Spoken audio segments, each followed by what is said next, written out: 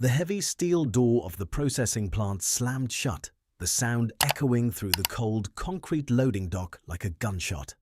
Outside, the rain was coming down hard, soaking the grease-caked burlap sacks stacked high in the bed of Hannah's rusted '82 Ford. Inside, the manager hadn't even bothered to look her in the eye. He just shoved her ticket back across the counter, stamped in big red letters, "Rejected." "It's trash, Hannah," he'd barked, his voice dripping with condescension. "Too full of lanolin, too filthy. Nobody wants raw, greasy wool like this anymore. You're wasting your time, and mine." Hannah stood there in the damp chill, her knuckles white as she squeezed the steering wheel of her truck.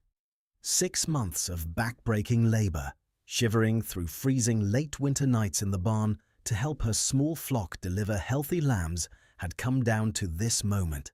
Her bank account was drained, her hands were calloused and bleeding, and the local mill, the only one left within 50 miles, had just branded her hard work as worthless garbage. If she couldn't turn those heavy oil-soaked fleeces into cash by the end of the month, the bank was going to put a lien on her family's land, a piece of dirt her grandfather had cleared with his own 2 hands back in '58. But as she stared at those greasy, unwanted fleeces soaking in the rain, a strange, crazy thought began to take root. The engine of the old Ford sputtered twice before catching, coughing up a plume of dark smoke into the rain-heavy air.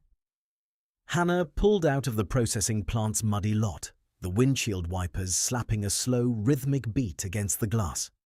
Each thud felt like a tick of the clock counting down to the auction block. Her grandfather's farm, 40 acres of rolling pasture and oak groves that had survived droughts, blizzards, and hard times for over 60 years, was now hanging by a thread. She drove back down County Road D12 in silence, past the weathered barns and sagging fence lines of neighbors who had long since given up on livestock. Most of the old-timers had sold out to big suburban developers years ago, but Hannah had held on. She remembered sitting on the front porch with her granddie on summer evenings, listening to the crickets while he smoothed down the rough edges of a hand-carved cedar fence post. "Nothing on this earth is truly useless, Hannah," he'd tell her, his voice deep and steady like the hum of an old tractor engine. "God didn't make junk. People just lose the patience to figure out what things are good for." When she finally pulled into the gravel driveway, the rain had eased into a damp, hanging mist. She stepped out into the quiet yard, the smell of wet earth and cedar wood filling the cold air. Stacked under the lean-to behind the barn were nearly 50 sacks of raw wool. To the mill manager, that wool was an industrial nightmare, packed with sticky lanolin oil, burrs, and dirt that clogged modern high-speed spinning machines. Synthetic fabrics like polyester and nylon had taken over the market years ago, pushing natural, raw fibers right off the shelf. Cheap, fast, and disposable was what the big companies wanted now. Hannah walked into the barn, pulled a heavy fleece from one of the sacks, and spread it out across her wooden workbench. The wool was thick, coarse, and so slick with natural lanolin that her hands felt oily just touching it. She rubbed her thumb over the dirty fibers. Lanolin was nature's coat of armor. It kept sheep bone dry in the hardest downpours, trapped warmth, and repelled moisture like grease on a cast-iron skillet. That was when the spark flared in her mind. If this wool was so greasy and dense that it repelled water and cushioned anything it wrapped around, why was she trying so hard to turn it into yarn for sweaters? Why try to force it into a mold it clearly didn't fit? That evening, Hannah sat at the kitchen table under the warm yellow glow of the hanging lamp, surrounded by handwritten notes, old agricultural bulletins, and a cold cup of chicory coffee. She knew that modern shipping companies were spending billions of dollars buying plastic bubble wrap, styrofoam peanuts, and synthetic foam inserts, materials that took hundreds of years to decompose in a landfill. What if she could process this heavy, unwashed wool into dense, protective padding for shipping fragile goods? Wool was naturally shock-absorbent, completely biodegradable and insulated against temperature swings better than almost any synthetic material ever made in a laboratory. The next morning, before the sun even cleared the tree line, Hannah was out in the old equipment shed. She dragged out an old belt-driven carding drum her uncle had used back in the 70s to comb out rough cotton. It was rusted, covered in cobwebs and missing 2 bolts, but after 3 hours of scraping grease, applying elbow grease and tightening every nut with a rusty socket wrench, the old drum spun free. She began feeding small handfuls of the greasy wool into the teeth. The machine groaned, the leather belt squealing against the pulley, but slowly it began to align the coarse fibers into thick, dense mats. She didn't wash out the lanolin.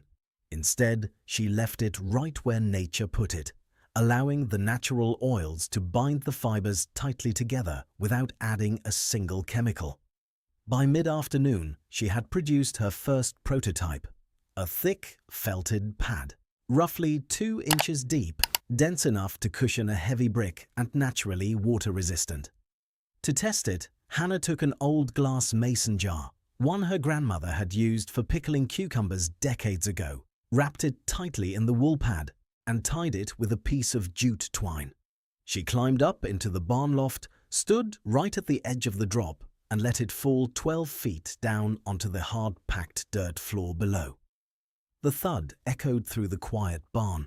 Hannah held her breath as she walked down the wooden ladder, her heart pounding against her ribs.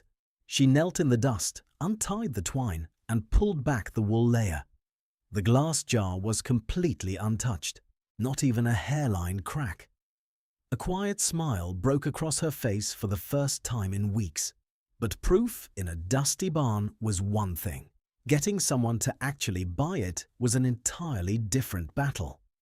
If stories like this one, stories about honest sweat, resilience, and finding value in what others cast aside, remind you of the grit and character you grew up around, take a moment to hit that subscribe button. It helps us keep sharing these classic American tales with folks who appreciate them. The next morning, Hannah packed 3 sample boxes with her homemade wool pads, tucked her hair under a canvas cap, and drove into the county seat. She targeted small local businesses first, a boutique ceramics maker who shipped hand-thrown stoneware pottery across the country, an heirloom glass blower, and an organic farm that shipped glass bottles of raw honey. The reaction at the ceramic shop was instant skepticism. The owner, a woman named Martha, who had been in business since '84, picked up the dense wool pad and raised an eyebrow. "It smells like a barn, Hannah," Martha said flatly, tossing the sample back onto the counter. "My customers are paying $80 for a handmade vase. They don't want their packages smelling like sheep." Hannah didn't back down. "The smell fades in a day, Martha. But more importantly, how many of your vases broke in transit last month during the holiday rush?" Martha paused, her mouth tightening into a thin line. 7, she admitted quietly. "Cost me over $600 in refunds and lost customers." "Give me one order," Hannah urged, leaning over the counter. "Pack your 3 most fragile shipments in my wool mats. If a single piece breaks, you don't pay me a dime. If they arrive safe, you buy your packaging from me for the rest of the season." Martha looked at the young woman's dirt-stained boots, then at the thick, rugged pad sitting on the counter. She let out a long sigh and reached for her order pad. 4 days later, Hannah's phone rang on the kitchen wall. It was Martha. Every single package had arrived in perfect condition, and better yet, 2 of the customers had called Martha specifically to ask where she got the unique, eco-friendly padding, praising the farm-fresh, natural feel of the unboxing experience. News began to travel small-town word-of-mouth style.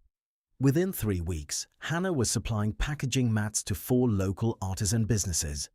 But as the orders began to trickle in, Hannah realized she was facing a terrifying new reality. She was running out of raw wool. Her 40 sheep couldn't produce nearly enough fiber to keep up with the demand, and the bank payment was due in less than 30 days. Desperate for raw material, Hannah knew she had to take a leap of faith. She loaded up her old truck and started driving from farm to farm across the county, knocking on the doors of neighboring ranchers. These were folks she had known her whole life, men with calloused hands and women with tired eyes who were struggling just like her. Most of them had hundreds of pounds of low-grade, greasy wool sitting in the backs of their barns, left to rot because the industrial mills offered them pennies on the pound, if they took it at all. When Hannah pulled into Big Tom's driveway, a veteran farmer who had worked those hills for 50 years, he looked at her like she'd lost her mind. "You want to buy my scrap wool, Hannah?" Tom asked, leaning on his walking stick, his faded flannel shirt flapping in the chilly autumn breeze. "That stuff's worthless. I was fixing to burn it behind the pasture." "It's not worthless to me, Tom," Hannah said, reaching into her pocket and pulling out a roll of cash she'd earned from her first orders. "I'll pay you 50 cents a pound, cash money, right now, and I'll haul it away myself." Tom blinked, staring at the green bills in her hand. For a man who hadn't seen a fair return on his flock in nearly a decade, it felt like a miracle. Within a week, word spread through the local agricultural grapevine like wildfire. A young woman down on County Road 12 was buying up scrap wool that nobody else wanted, paying fair cash on the barrelhead. Hannah's barn quickly turned into a hive of activity. She worked 16-hour days, her muscles aching and her ears ringing with the steady rhythm of the restored carding machine. Night after night, the warm yellow light from the barn window cut through the dark countryside, a quiet symbol of relentless grit and determination. Then, the turning point came in late October. A regional organic cosmetic company out of Chicago, seeking a fully compostable, plastic-free alternative to protect their fragile glass serum bottles during cold weather transit, stumbled upon an online post written by one of Martha's pottery customers. Intrigued, the company's logistics director placed a small test order. Hannah packaged the order with painstaking care, adding a small handwritten note on recycled cardstock. "Handcrafted from real American wool, protecting your products naturally while supporting local family farms." 2 weeks later, the logistics director called Hannah directly.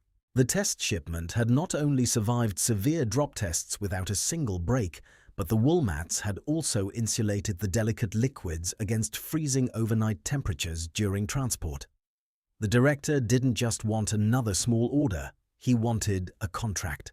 They needed 50,000 packaging inserts for the upcoming holiday shipping rush, with a long-term contract signed for the following year. Hannah stood frozen in her kitchen, holding the heavy black landline receiver to her ear, tears welling up in her eyes. The contract was worth over $600,000. She paid off the bank loan 2 days before the deadline, keeping her grandfather's 40 acres safely in the family. But Hannah didn't stop there. Instead of building a massive industrial factory in the city, she expanded right there in her hometown. She bought 2 more heavy-duty carding machines, hired 5 local women who had recently lost their jobs at a closed textile plant, and set up a fair trade supply network with over 30 small sheep farmers across 3 counties.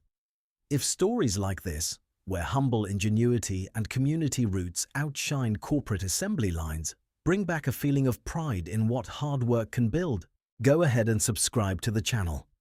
It lets us know you want to see more real, heartfelt stories just like this one.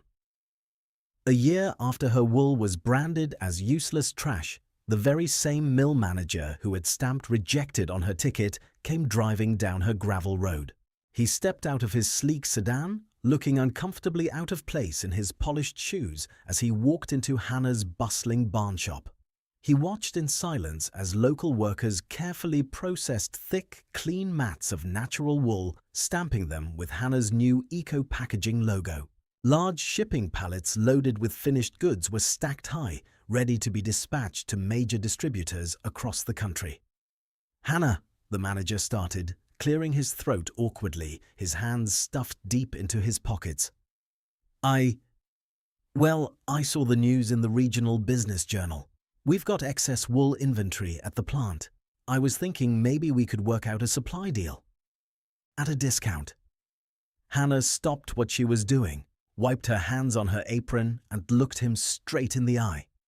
The memory of that rainy afternoon flashed through her mind, the loud slam of the heavy door, the big red stamp, and the cold rejection. She gave him a polite, calm smile, the kind born from true contentment and hard-earned pride. "Thank you, sir," Hannah replied softly, her voice carrying the quiet strength of someone who had built an empire out of what others threw away. "But my wool comes exclusively from family farms that know the true value of a hard day's work. We don't use trash here." Today, Hannah's eco-packaging business generates over $600,000 annually, transforming what was once considered agricultural waste into a thriving, sustainable industry. But if you ask the folks around town, they'll tell you the money wasn't the greatest victory. The real triumph sits quietly on County Road 12, where an old barn stands tall, an elder's legacy remains intact, and a simple piece of land continues to prove that with patience, faith, and honest sweat, nothing on this earth is ever truly wasted.